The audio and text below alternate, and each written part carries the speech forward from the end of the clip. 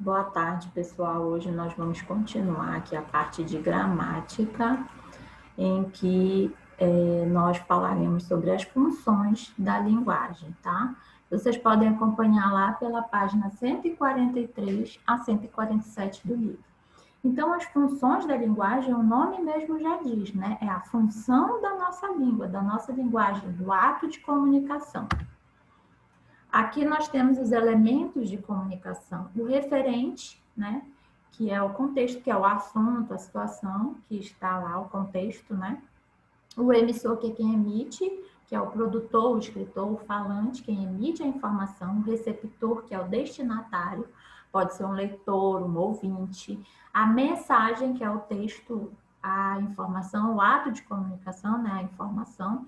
O código, que é a língua, no nosso caso, a língua portuguesa, e o canal, que é o meio de veiculação. Pode ser um jornal, uma revista, um livro. A internet, hoje em dia, é um ótimo meio de comunicação. Pode ser lá as redes sociais, um jornal que está lá nas redes sociais, enfim. Existem hoje infinitos meios de veiculação de comunicação, né?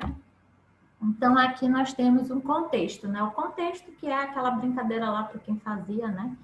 Eu cheguei a fazer, né? Com o copinho, amarrar o fio e ter lá o telefone, quando não tinha celular.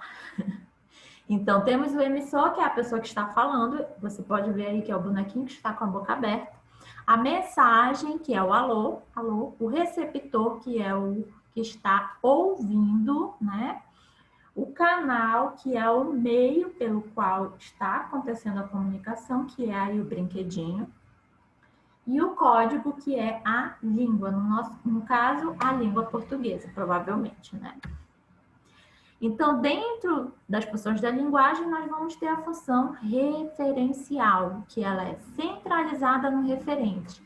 Quando o emissor procura oferecer informações da realidade, é objetiva, é direta, é denotativa, ou seja, o sentido real da palavra, né? O significado real.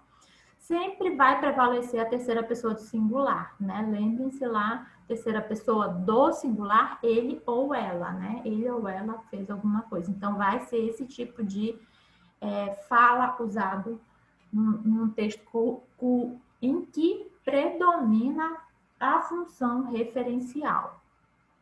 Linguagem usada nas notícias de jornais e livros científicos, justamente porque um texto em que tem função referencial predominante é centralizada, tem esse objetivo de passar a informação, de passar o significado real daquela situação. Por exemplo, os livros didáticos, eles passam informações sobre isso, né? Algum outro livro, um livro científico, um livro que você vai ler, ele está passando uma informação objetiva, tá? Por isso que é função referencial predominante. A função apelativa ou conativa, ela centra-se no receptor, que é aquele que recebe a mensagem. Então, ocorre a função conativa ou apelativa, também chamada, quando o emissor tenta convencer o receptor a praticar determinada ação. Assume geralmente a forma de ordens, pedidos ou conselhos. É comum o uso do verbo no imperativo. O verbo no imperativo é aquele que manda, né? Compre, faça alguma coisa, né? Compre aqui e concorra a este lindo carro. Então, compre aqui, nesse exemplo aí, é a tentativa do emissor de convencer o receptor a praticar a ação de comprar, né? Então, essa função apelativa, ela vai ser muito encontrada em anúncios publicitários, né? Propaganda, marketing lá, quando você vê no Instagram marketing, aquelas imagens com o objetivo de fazer você comprar um hambúrguer, comprar uma roupa, comprar uma canetinha daquela lindinha. Tudo isso é função apelativa, tá?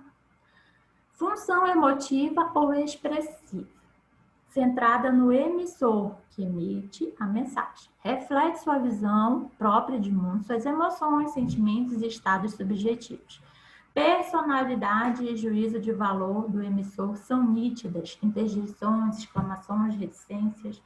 Então, justamente a emotiva se centra no receptor, perdão, no emissor, que é quem emite a mensagem, e ela vai ser, essa função emotiva, o nome mesmo já diz, ela vai ser totalmente emotiva, então vai envolver emoção, sentimento, e sempre que envolve, que um texto tem sentimentos, ele tem as interjeições, as exclamações, as reticências, justamente porque é para demonstrar, para descrever o emocional, né?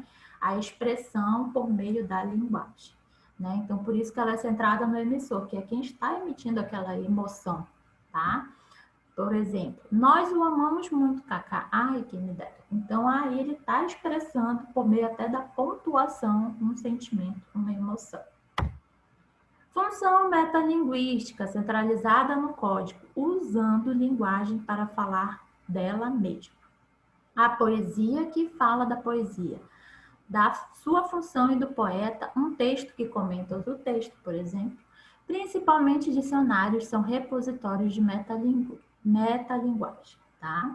Observação: em um mesmo texto podem aparecer várias funções de linguagem. O importante é saber qual a função predominante no texto para então definir, tá? Então, a função metalinguística da metalinguagem, ela é encontrada em textos em que se fala da própria língua portuguesa. Por exemplo, um livro de português que vocês estão acompanhando a aula está falando de coisas da própria língua portuguesa, tá? Então, ele vai ter uma função metalinguística predominante. Uma poesia aqui, que dá o exemplo, né? Em que se fala da própria poesia, também tem função predominante metalinguística, né? E aqui, como diz a observação, em um texto ele pode ter várias funções, né? Mas sempre vai ter uma que vai prevalecer, tá? Então, essas funções da linguagem, elas vão estar nos textos, né? Na grande maioria, quase todos, né? Não todos. Pode acontecer de vir todos em um texto, mas geralmente o texto há uma função da linguagem predominante. Função poética, né? É diferente da função emotiva. Na função poética, ela é centralizada na mensagem, revelando recursos imaginativos criados pelo emissor. Afetiva, sugestiva, conativa, ela é metafórica, ou seja, ela faz comparações, né? Ela se utiliza de metáforas, que nós veremos futuramente também, que são comparações com outras situações. Valorizam-se as palavras e as suas combinações. É a linguagem figurada, apresentada em obras literárias, letras de música, em algumas propagandas, né? Então, essa função poética, ela trabalha justamente a mensagem, que é uma forma de trabalhar a linguagem figurada, tentar passar alguma coisa por meio da escrita, né? Tentar passar alguma mensagem por meio de vários recursos da língua portuguesa, né? Por isso que se utiliza em obras literárias, em letras de música, em propaganda também tem muita função poética, e você vai perceber principalmente em poemas, né? O poema, quando ele trabalha a mensagem, a estrutura do poema, da poesia, ali há uma função poética predominante, porque ele está trabalhando a figura de linguagem, está trabalhando os vários sentidos que a língua portuguesa que a nossa linguagem pode nos trazer. Vários sentidos de interpretação, de entendimento, de contextualização. Função poética, né? Aqui é um exemplo de poemas que predominam a função poética. Vocês podem perceber aí que a própria estrutura do poema já nos chama a atenção. Esse é o objetivo da função poética. É um poema, uma poesia que trabalha o uso da palavra para chamar a atenção do leitor. Pode ser no formato do poema, pode ser com o texto em si, né? Então, aqui o primeiro poema. Vozes veladas, veludosas vozes, volúpia dos vilões, vozes veladas. Vagam nos velhos vórtices velozes dos ventos, vivas vãs vulcanizadas de Cruz e Souza. Então, aí só a leitura já nos chama a atenção para um determinado entendimento. né, a leitura e a repetição do V, né? Todas as palavras iniciam com V. Pode perceber, só não o 2, né, do último verso. Mas todas as palavras iniciam com V para chamar a atenção do leitor. E aí você traz uma determinada interpretação, a sua interpretação, o seu entendimento para o texto. E o segundo texto aqui é pluvial, pluvial, pluvial, pluvial, até ficar fluvial, de Augusto de Campos, né? Então, ele também tem um objetivo aí de passar uma linguagem figurada, por meio da linguagem figurada, um entendimento, uma compreensão de quem o lê, né? Então, por isso, função poética predominante. Função fática ocorre quando o emissor testa o canal de comunicação a fim de observar se o receptor o entendeu. São perguntas como, não é mesmo? Você está entendendo? Vocês estão entendendo aí que estão assistindo o vídeo? Você está ligado? Ou frases como alô, oi, né? Então, a fática, ela se centra no emissor, em quem está emitindo a mensagem, que está testando lá se o canal de comunicação está funcionando, né? Se estivéssemos em aula ao vivo, eu estaria perguntando, vocês estão entendendo, né? Então, estaria usando função fática, né? Mas vocês podem me perguntar lá no WhatsApp. Tá bom, gente? Então, continuando. Aqui nós temos um resumo, tá? Eu trouxe um resumo das funções da linguagem. Temos a referencial, que se foca no referente, mensagem objetiva, fatos, ideias e ações. Linguagem referencial, significação unívoca e não polissêmica. Documentos e relatórios, por exemplo, né? Linguagem científica e jornalística, né? Porque ela justamente se centra no referente, na mensagem. Então, ela vai passar informações. Expressiva se centra no emissor, é uma mensagem subjetiva, se foca nos sentimentos e emoções de quem fala. Se utiliza de linguagem conotativa, interjeições, adjetivos, valorativos e entonação expressiva.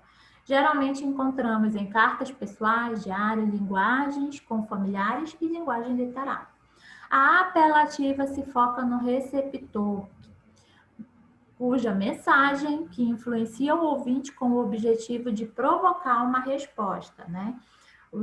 Geralmente usa-se formas imperativas, né, de ordenar, chamar, vocativos e formas afetivas. Encontramos muito em linguagem publicitária, linguagem de propaganda, política, religiosa, justamente porque se foca no receptor, tá? Poética se centra na forma de mensagem, a mensagem que atrai a atenção pela forma de expressão, pela estética. Então, na poética, vocês lembrem lá daquele texto, daquele poema que chama a atenção pela sua própria estrutura. Linguagem conotativa e plurissignificativa, recursos literários. Então, a conotativa é justamente a linguagem figurada, né? E se utiliza de vários recursos literários, repetições, de letras, de vogais, de palavras, estrutura do poema.